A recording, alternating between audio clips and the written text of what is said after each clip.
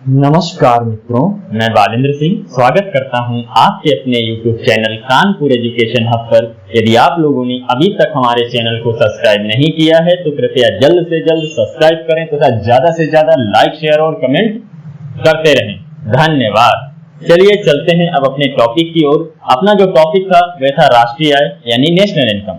राष्ट्रीय आय के बारे में पिछले क्लास में हम लोगों ने काफी चर्चा की थी, जिसमें बताया था राष्ट्रीय आय होता क्या है, मध्यांतर वस्तुएं क्या होती हैं, अंतिम वस्तुएं क्या होती हैं, राष्ट्रीय आय मापने की विधियां कौन कौन सी हैं, राष्ट्रीय आय मापने की कौन सी विधि हमारे सिलेबस में है जिसे कि हमें पढ़ना था। तो राष्ट्रीय आय मापने की उत्पाद विधि हमारे सिलेबस में थी, जिसके बारे में पिछली क्लास में चर्चा की थी। उत्पाद विधि के अंतर्गत 4 चीजों को सम्मिलित किया जाता था।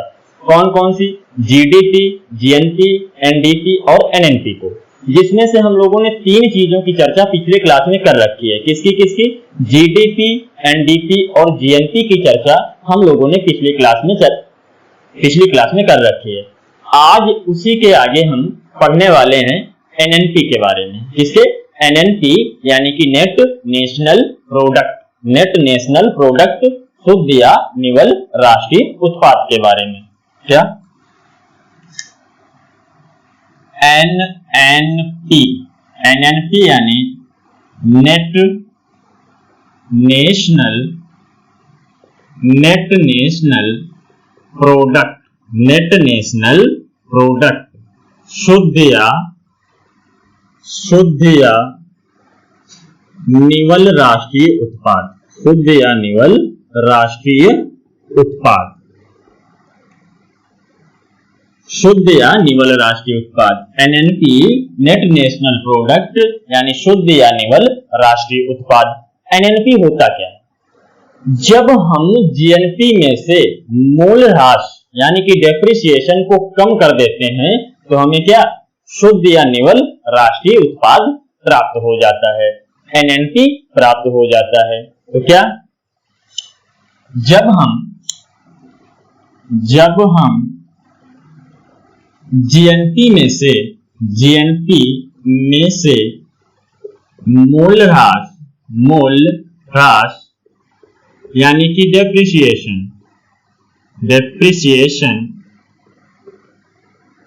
को कम कर देते हैं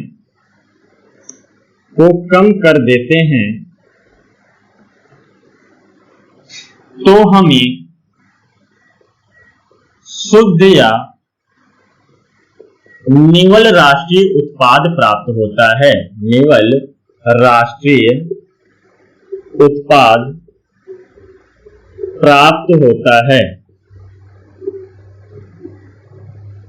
क्या? जब हम जीएनपी में से मूल्यह्रास यानी कि डेप्रिसिएशन यानी मरम्मत खर्च वगैरह जो है वे कम कर देते हैं तो हमें शुद्ध या निवल राष्ट्रीय उत्पाद यानी कि एनएनपी प्राप्त होता है। तो इस जगह से जो एनएनपी का फार्मूला बनेगा वह क्या बनेगा? फार्मूला एनएनपी का क्या निकल कर आएगा?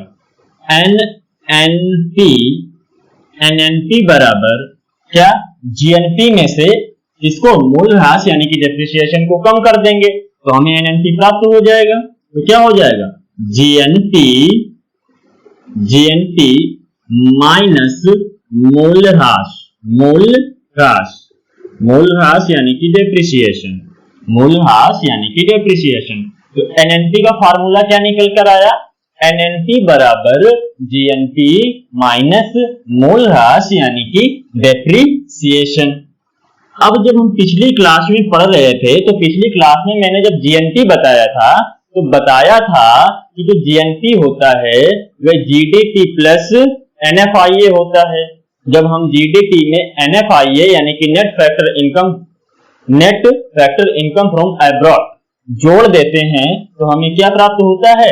जीएनपी प्राप्त होता है। तो जीएनपी की जगह एनडीपी प्लस एनएफआईए भी तो लिख सकते हैं ना।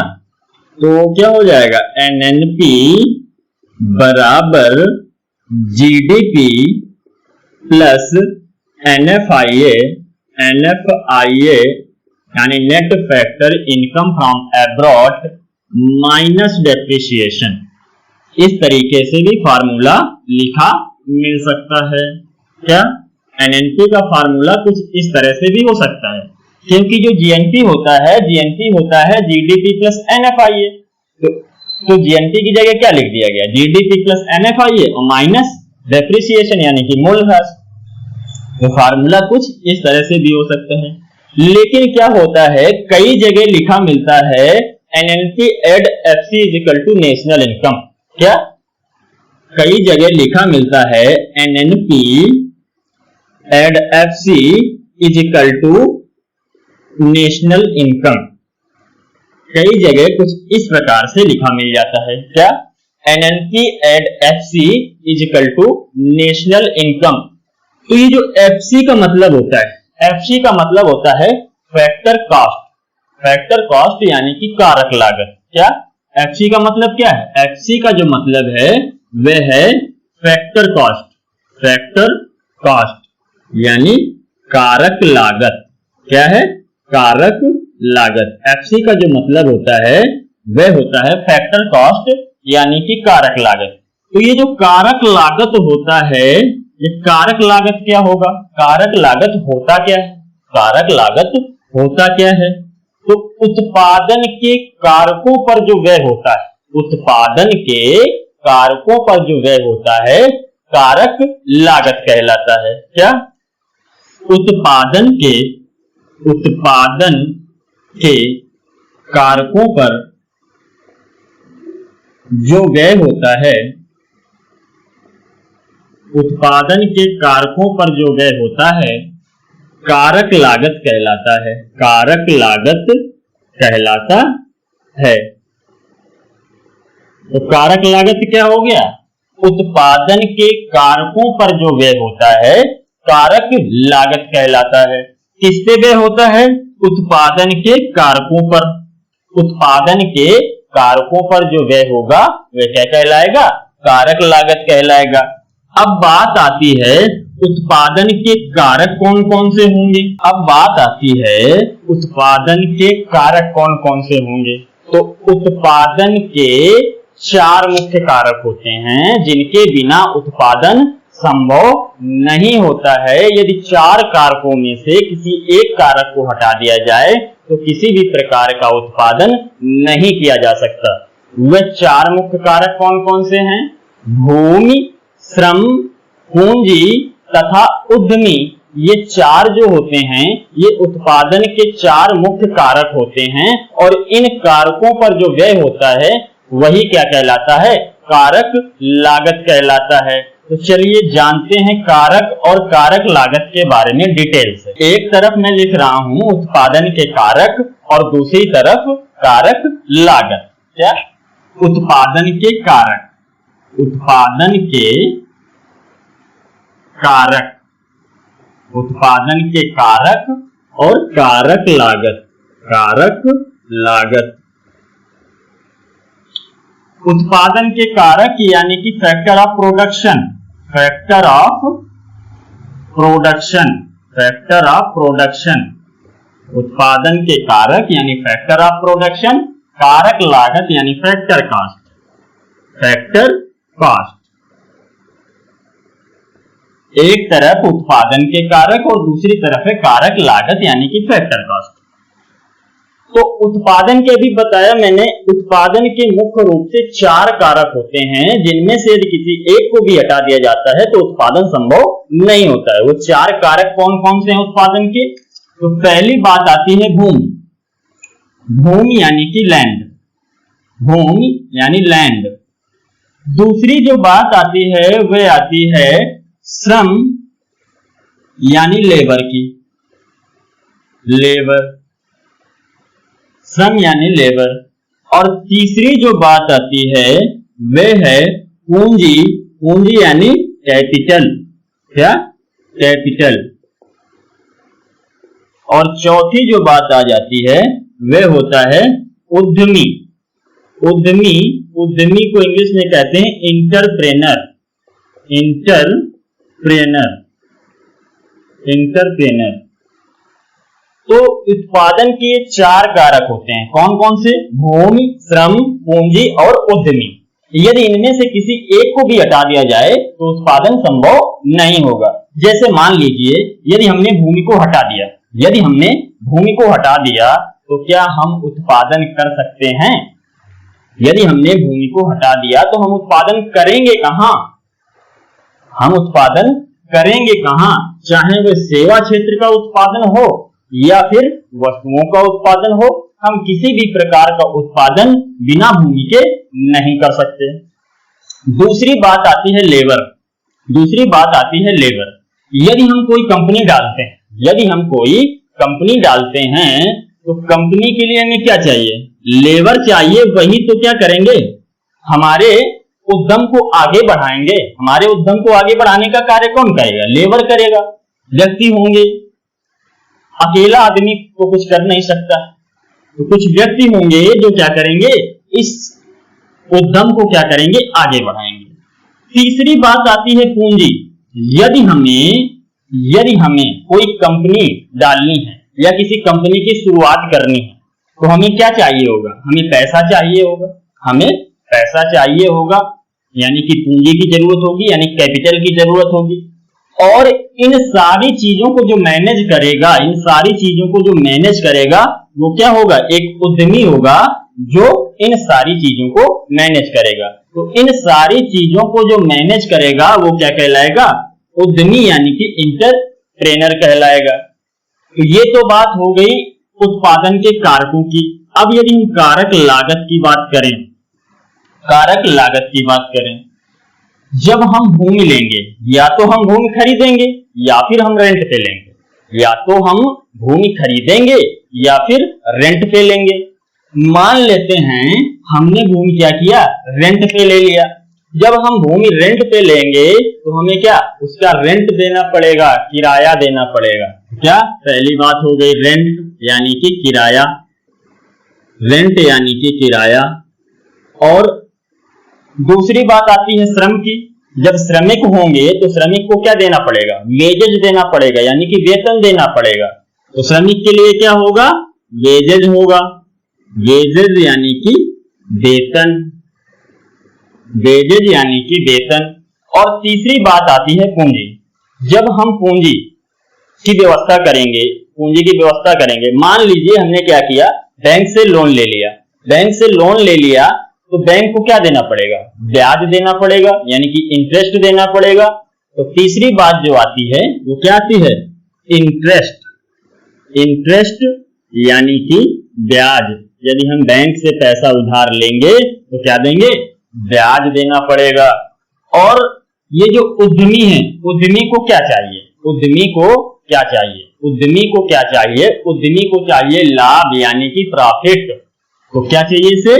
प्रॉफिट।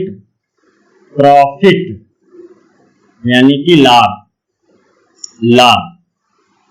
तो क्या हो गया? भूमि के लिए रेंट देना पड़ेगा, यानी किराया देना पड़ेगा।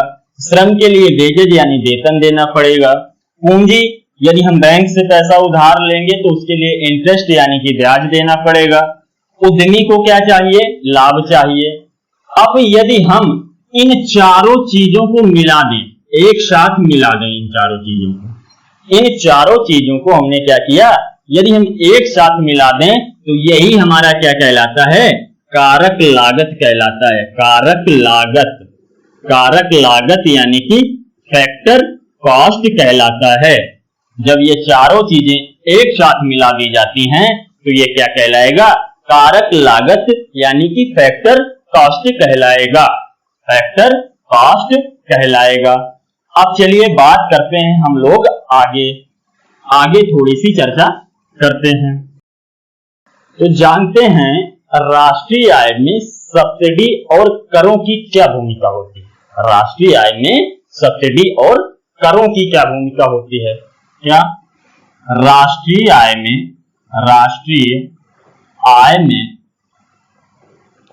सब्सिडी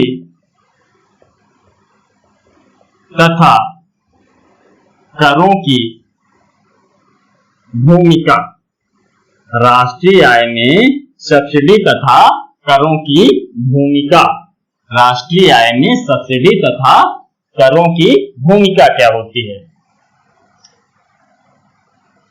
तो अभी पीछे हमने चर्चा की अभी अपने चर्चा की जो एनएनपी होता है, जो एनएनपी होता है वे क्या होता है, एनएनपी बराबर होता है GNP plus GNP minus depreciation.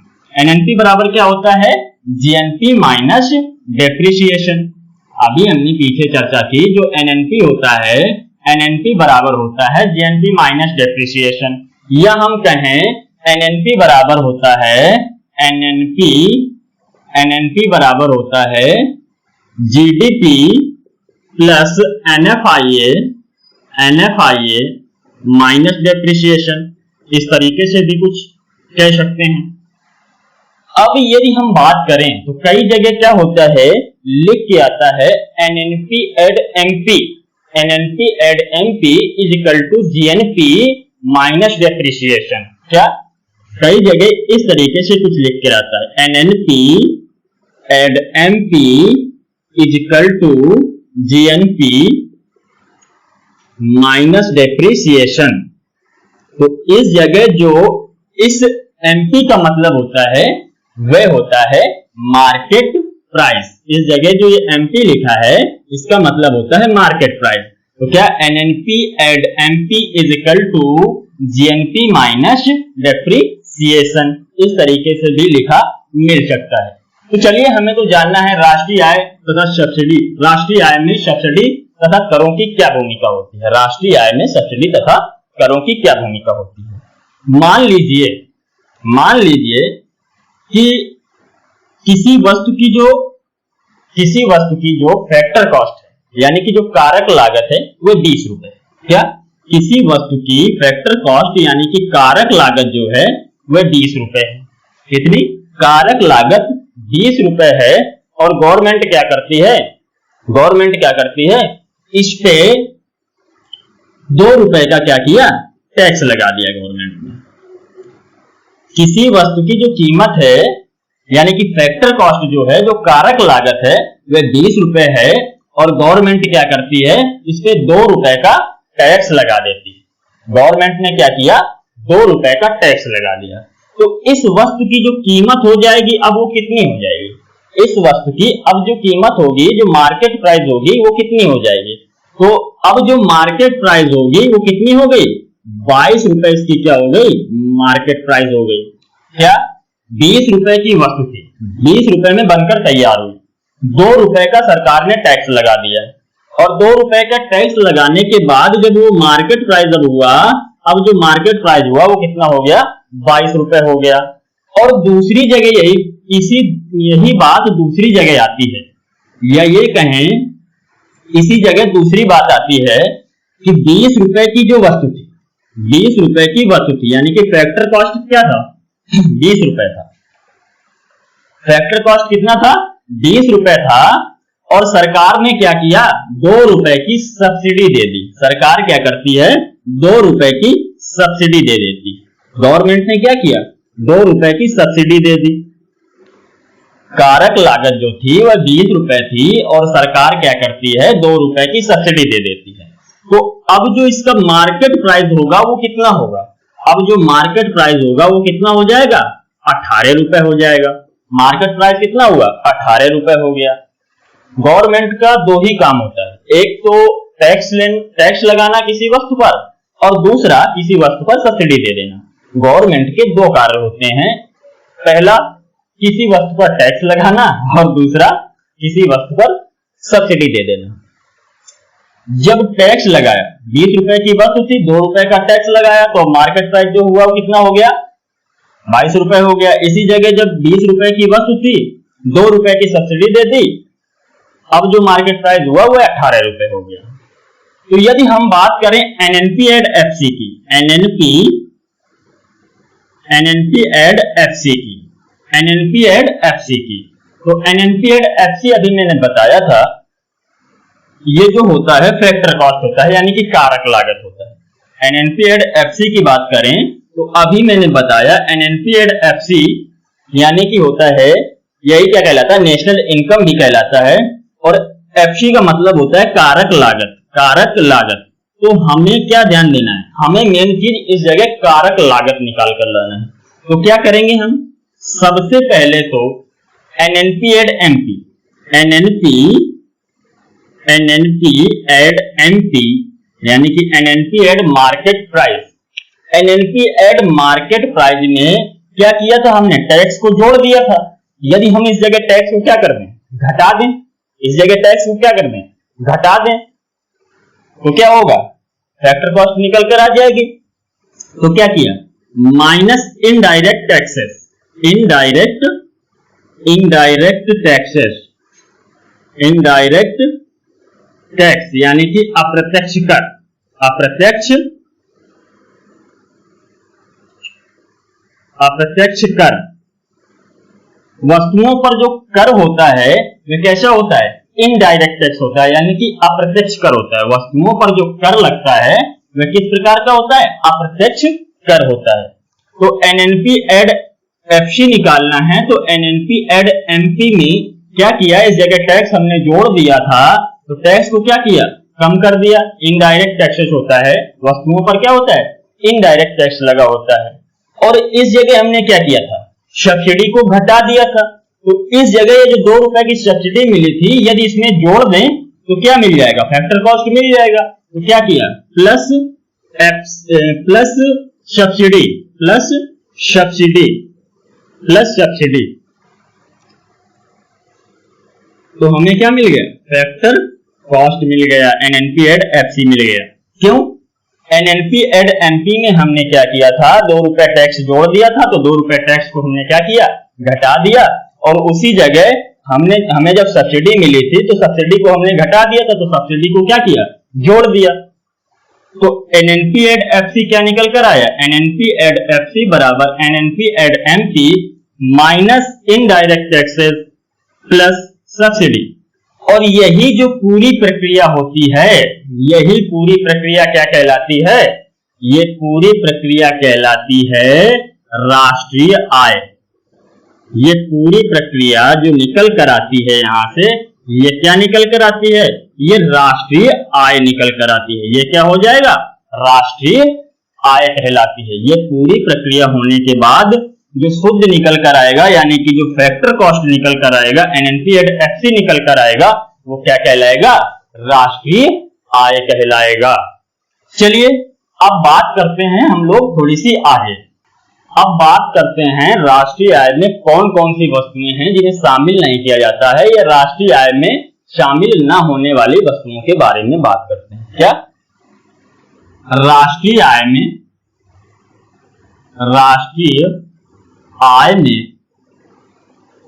शामिल ना होने वाली वस्तुएं, राष्ट्रीय आय में शामिल न होने वाली वस्तुएं कौन कौन सी हैं।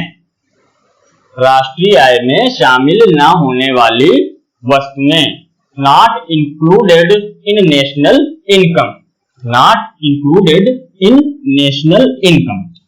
राष्ट्रीय आय में शामिल न होने वाली वस्तुएं कौन कौन सी होती हैं।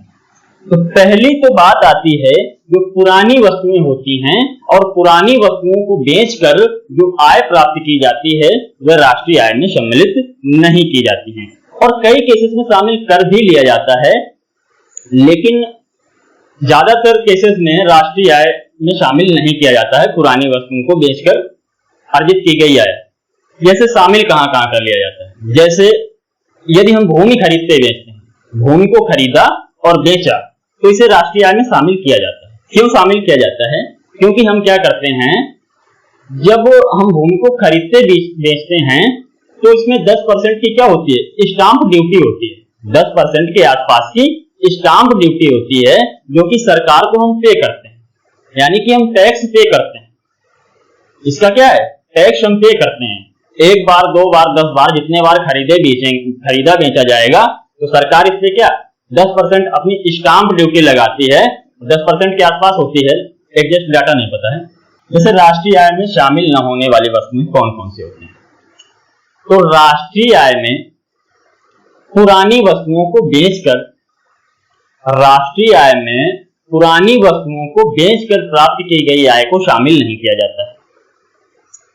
क्यों, क्योंकि इसमें क्या होता है, इसमें सरकार के पास इसका कोई डेटा नहीं होता है। पुरानी वस्तुओं को खरीदने बेचने का सरकार के पास कोई डेटा नहीं होता है, लेकिन कई केसेस में हो भी जाता है, कई केसेस में हो भी जाता है और सरकार को टैक्स पे किया जाता है।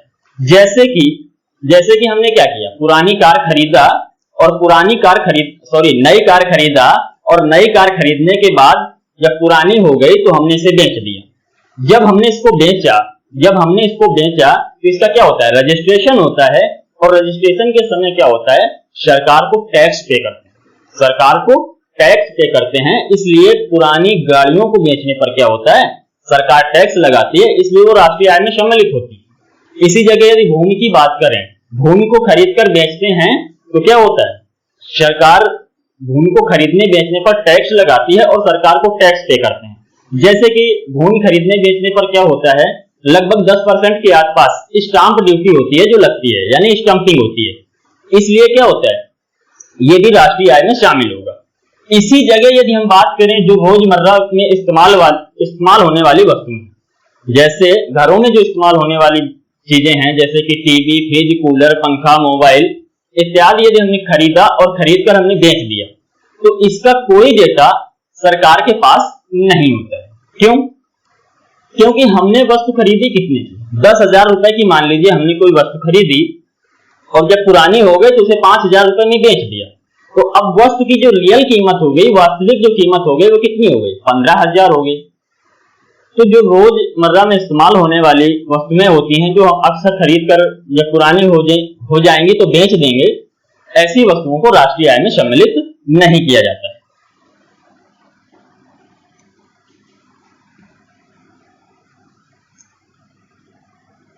पहली, पुरानी वस्तुओं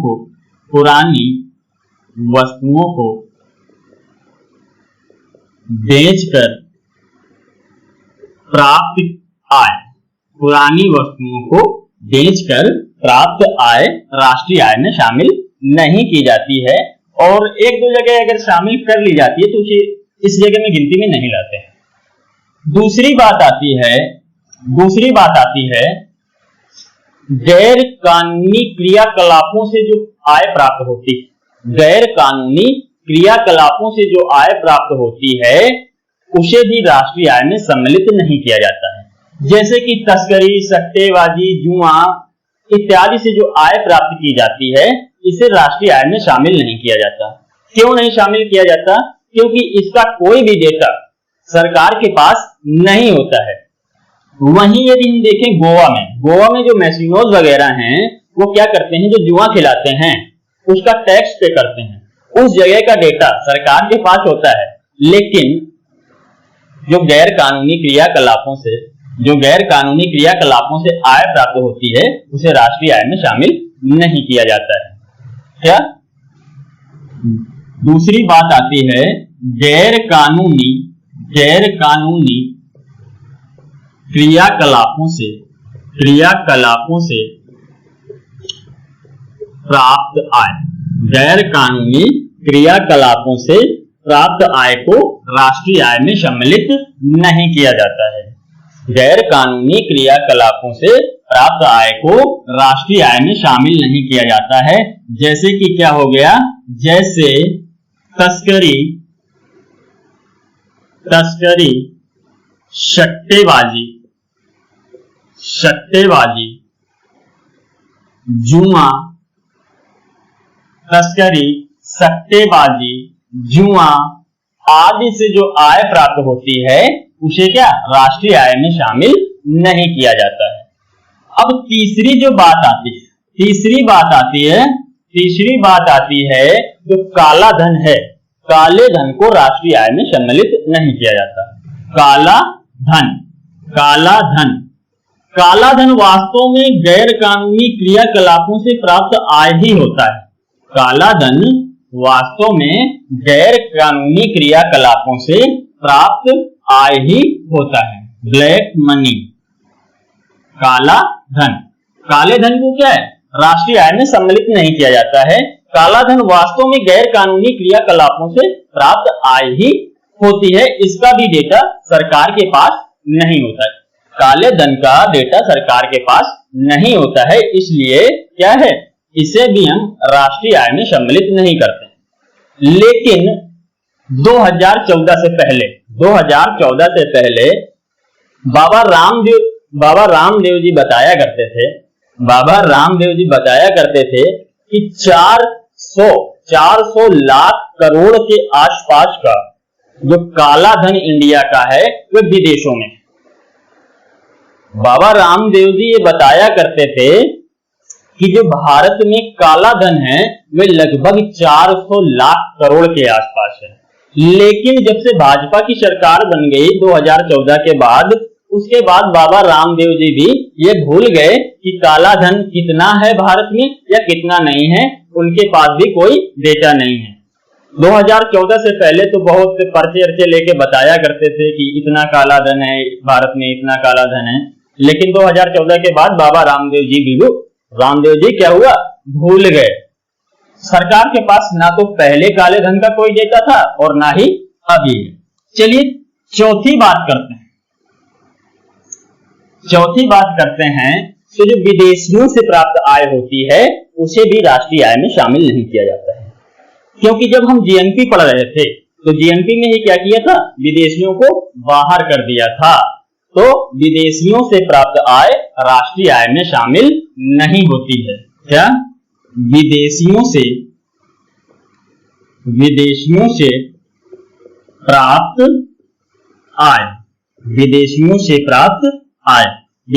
प्राप्त आय को राष्ट्रीय आय में शामिल नहीं किया जाता है। वहीं यदि हम पांचवी बात करें तो पांचवी बात है मध्यांतर वस्तुएं राष्ट्रीय आय में सम्मिलित नहीं की जाती हैं। क्या मध्यांतर वस्तुएं राष्ट्रीय आय में सम्मिलित नहीं की जाती हैं? राष्ट्रीय आय में फाइनल गुड्स यानी कि अंतिम वस्तुओं को ही शामिल किया जाता है। क्यों? क्योंकि जो मध्यांतर वस्तुएं हैं, एक कंपनी क्या करती है, दूसरी कंपनी को देगी और दूसरी कंपनी क्या करेगी, अपने साथ उसे प्रोटेक्ट करेगी और उसके बाद अंतिम रूप से बाजार में अपने प्रोडक्ट के साथ उतारेगी। तो उससे सम्मिलित किया जाएगा। जब जो अंतिम वस्तु होगी, अंतिम वस्तु को सम्मिलित किया जाएगा, ना कि मध्यांतर वस्तु को राष्ट्रीय आय में शामिल किया जाएगा। तो राष्ट्रीय आय में मध्यांतर वस्तुएं शामिल नहीं होती हैं। क्या राष्ट्रीय आय में मध्यांतर वस्तुएं भी शामिल नहीं होती हैं? मध्यांतर वस्तुएं राष्ट्रीय आय में शामिल नहीं होती हैं। चलिए ये बात हो गई यहां तक की। अब थोड़ी सी आगे चर्चा करते हैं राष्ट्रीय आय से संबंधित कुछ बिंदुओं के बारे में। राष्ट्रीय आय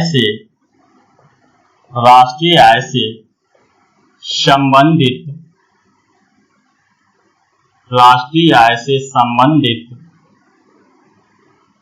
कुछ महत्वपूर्ण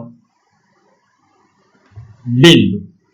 राष्ट्रीय आय से संबंधित कुछ महत्वपूर्ण बिंदु कौन से? जैसे पहली बात आती है, भारत में राष्ट्रीय आय की गणना कौन करता है? तो भारत में राष्ट्रीय आय की गणना केंद्रीय सांख्यिकी संगठन करता है। भारत में राष्ट्रीय आय की गणना केंद्रीय सांख्यिकी संगठन करता है। इसके बारे में पीछे चर्चा कर चुके हैं। दूसरी बात आती है भारत में राष्ट्रीय आय की प्रथम गणना किसके द्वारा की गई थी? या ये कहें राष्ट्रीय आय की प्रथम गणना किसके द्वारा की गई थी? तो राष्ट्रीय आय की प्रथम गणना दादा भाई नौरोजी के द्वारा 1867-68 में की गई थी। क्या राष्ट्रीय आय की प्रथम गणना दादा भाई नौरोजी के द्वारा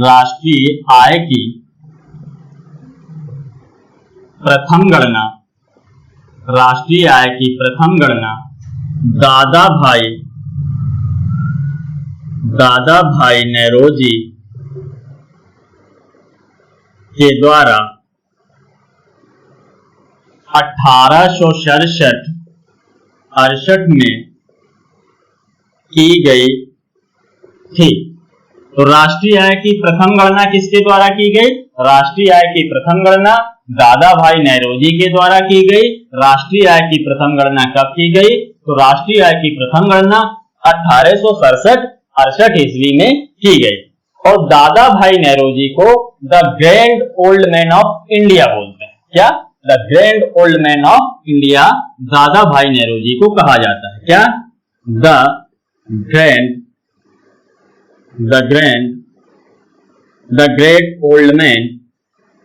great old man of India.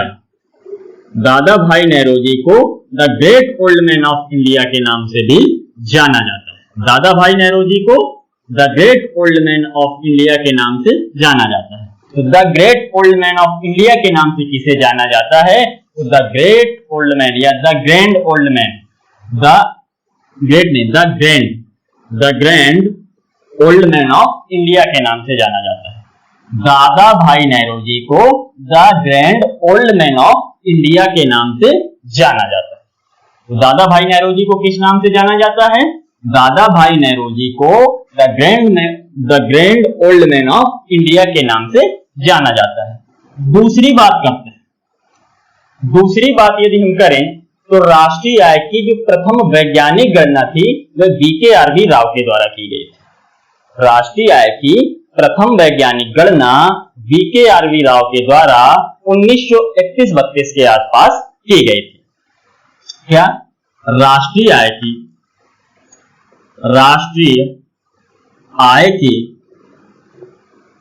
प्रथम वैज्ञानिक गणना, राष्ट्रीय आय की प्रथम वैज्ञानिक गणना VKRV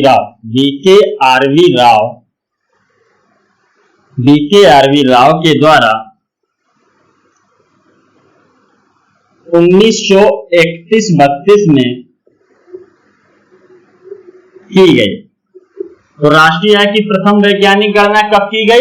राष्ट्रीय आय की प्रथम वैज्ञानिक गणना 1931-32 में की गई और राष्ट्रीय आय की प्रथम वैज्ञानिक गणना VKRV राव के द्वारा की गई थी।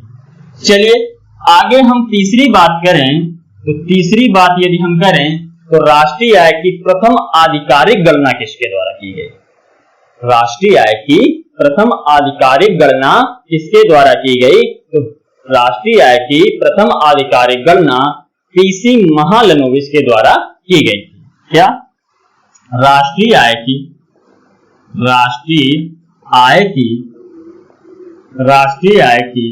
प्रथम आधिकारिक गणना,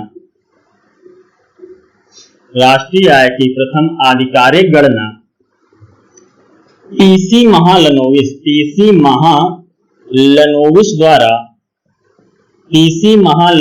द्वारा 1949-50 में की गई।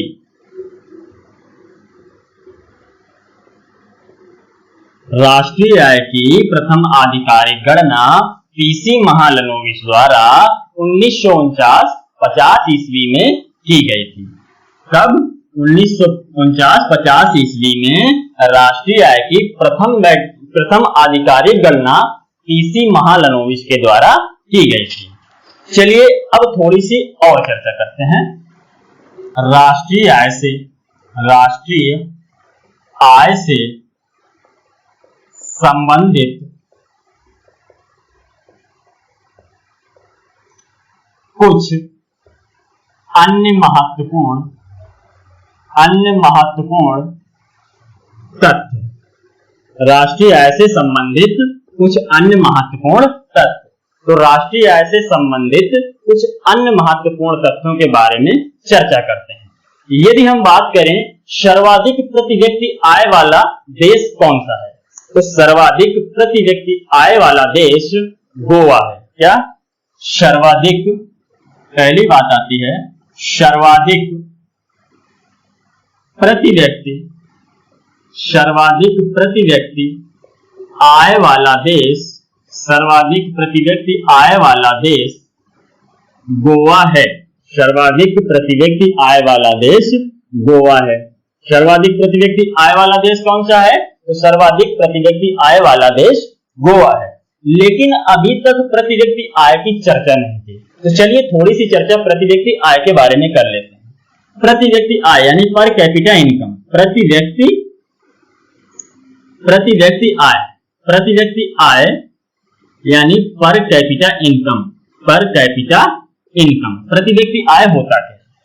जब मैंने राष्ट्रीय आय बताया था तो मैंने बताया था देश के लोगों की जो आय होती है वह क्या होती है, राष्ट्रीय आय होती है। और इधर हमें क्या चाहिए, प्रति व्यक्ति यानी कि एक ही व्यक्ति की आय चाहिए। इधर क्या चाहिए, प्रति व्यक्ति यानी कि एक व्यक्ति की आय चाहिए। और जो राष्ट्रीय आय होती है वो क्या होती है, देश के समस्त लोगों की आय होती है। जितने भी लोग देश में निवास करते हैं उन सब की आय क्या होती है, राष्ट्रीय आय होती है। तो इस प्रकार यदि हम कुल राष्ट्रीय आय में क्या, कुल राष्ट्रीय आय में कुल जनसंख्या का भाग दिला दें, कुल जनसंख्या का भाग दिला दें तो हमें क्या प्राप्त हो जाएगा, एक व्यक्ति की आय प्राप्त हो जाएगी, यानी कि प्रति व्यक्ति आय निकल कर आ जाएगी। तो क्या प्रति व्यक्ति आय क्या हो जाएगा, प्रति व्यक्ति आय बराबर कुल राष्ट्रीय आय यानी टोटल नेशनल इनकम, कुल राष्ट्रीय आय यानी कि टोटल नेशनल इनकम अपान कुल जनसंख्या यानी टोटल पॉपुलेशन। तो यहां से प्रति व्यक्ति आय क्या निकल कर आएगी, तो यहां से प्रति व्यक्ति आय जो निकल कर आएगी वह आएगी कुल राष्ट्रीय आय यानी टोटल पॉपुलेशन अपान कुल जनसंख्या यानी कि टोटल पॉपुलेशन। तो ये हो गई राष्ट्रीय आय की बात, ये हो गई राष्ट्रीय आय की चर्चा। अगली बात आती है किसी भी देश के आर्थिक विकास दर का सर्वश्रेष्ठ सूचक क्या होता है। किसी भी देश के आर्थिक विकास दर का सर्वश्रेष्ठ सूचक क्या होता है, तो किसी भी देश के आर्थिक विकास दर का सर्वश्रेष्ठ सूचक प्रति व्यक्ति आय होता है। क्या, दूसरी बात, किसी देश के आर्थिक विकास दर का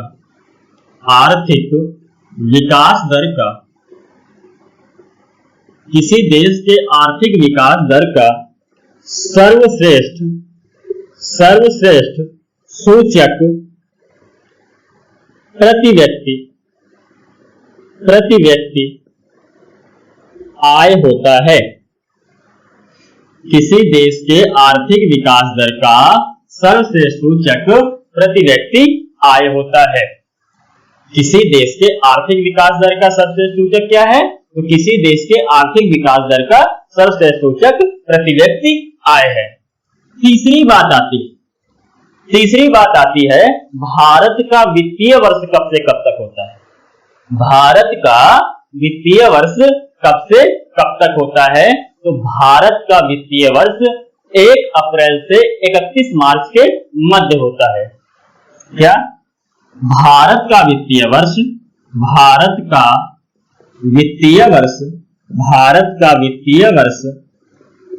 1 अप्रैल से 31 मार्च के मध्य होता है। भारत का वित्तीय वर्ष कब से कब तक होता है, तो भारत का वित्तीय वर्ष 1 अप्रैल से 31 मार्च के मध्य होता है। यहीं यदि हम बात करें भारतीय रिजर्व बैंक का वित्तीय वर्ष कब से कब तक होता है, भारतीय रिजर्व बैंक का वित्तीय वर्ष कब से कब तक होता है, तो भारतीय रिजर्व बैंक का वित्तीय वर्ष 1 जुलाई से प्रारंभ होकर 30 जून को समाप्त होता है। तो क्या है, चौथा, भारतीय रिजर्व बैंक का वित्तीय वर्ष, भारतीय रिजर्व बैंक का वित्तीय वर्ष 1 जुलाई से 30 जून के मध्य होता है। भारतीय रिजर्व बैंक का वित्तीय वर्ष 1 जुलाई से 30 जून के मध्य होता है। भारतीय रिजर्व बैंक का वित्तीय वर्ष कब से कब तक हुआ, तो भारतीय रिजर्व बैंक का वित्तीय वर्ष 1 जुलाई से 30 जून के मध्य होता है। अगली यदि हम बात करें, कई बार क्वेश्चन पूछा जाता है कृषि वर्ष के नाम से किसे जाना जाता है, कृषि वर्ष के नाम से किसे जाना जाता है, तो भारतीय रिजर्व बैंक का जो वित्तीय वर्ष होता है उसे ही किस नाम से जाना जाता है, कृषि वर्ष नाम से जाना जाता है।